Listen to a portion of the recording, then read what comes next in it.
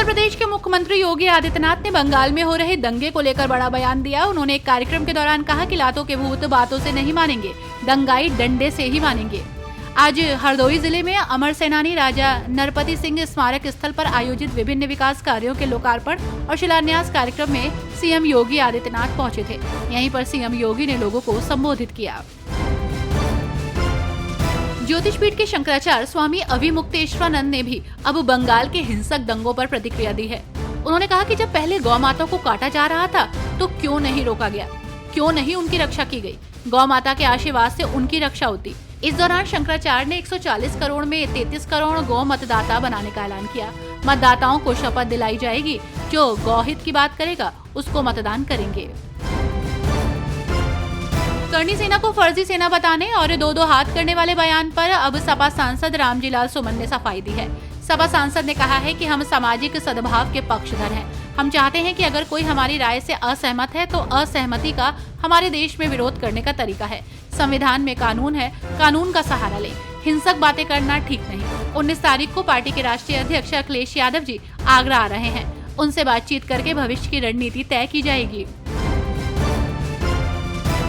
UP की योगी आदित्यनाथ सरकार ने राजधानी लखनऊ और प्रधानमंत्री नरेंद्र मोदी के संसदीय क्षेत्र वाराणसी के लिए एक बड़ी सौगात की घोषणा की है। ये सौगात 100 से अधिक नई और मजबूत सड़कों का निर्माण, जो शहरों के ट्रैफिक से लेकर जल निकासी की समस्याओं तक को खत्म करने का काम करेगी।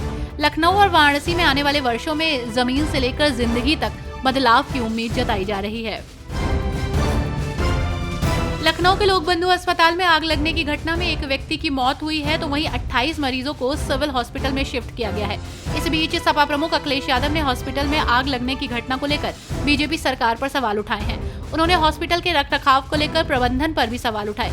अखिलेश ने बीजेपी पर हमला करते हुए लिखा, भाजपा स्वयं तो कोई अस्पताल बना नहीं पाती और जो पिछली सरकारों ने बनाए हैं उनका सही रखरखाव तक नहीं कर पा रही है। बहुजन समाज पार्टी में आकाश आनंद की वापसी के बाद पार्टी की राष्ट्रीय अध्यक्ष मायावती ने बड़ी बैठक बुलाई है। ये बैठक 16 अप्रैल यानी कि कल बुलाई गई है। लखनऊ स्थित बसपा मुख्यालय में आहूत इस बैठक में 300 के करीब नेता मौजूद हो सकते हैं। बैठक में मंडल और जिला इंचार्ज के साथ ही सभी जिला अध्यक्षों को बुलाया गया है। इसके अलावा सूत्रों के अनुसार आकाश को दोबारा कोई अहम पद दिए जाने की संभावना है। सपा नेता इंद्रजीत सरोज अपने पुराने बयान पर सफाई देने आए थे, लेकिन उन्होंने एक नया विवाद खड़ा कर दिया। सपा विधायक सरोज ने कहा कि हम देखते हैं कि लुटेरे आए थे और लूट कर ले गए। उस समय श्राप दे देते भगवान ताकि मुसलमान भस्म हो जाते। क्या कर रहे थे देवी देवता उस समय? यानी कुछ ना कुछ तो कमी है हमारे देवी देवताओं में। ताकतवर नहीं थे देवी देवता। अयोध्या में राम मंदिर का निर्माण कार्य अब पूरा हो चुका है। अब मंदिर में भगवान राम के जीवन प्रसंगों पर आधारित 88 म्यूरल लगाए जा रहे हैं।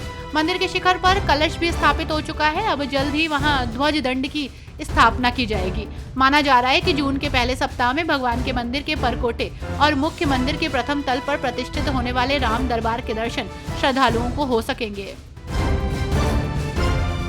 उत्तर प्रदेश के गौतम बुद्ध नगर जिले में 750 एकड़ का इंटीग्रेटेड इंडस्ट्रियल टाउनशिप नाम से एक स्मार्ट सिटी बनने के लिए तैयार है।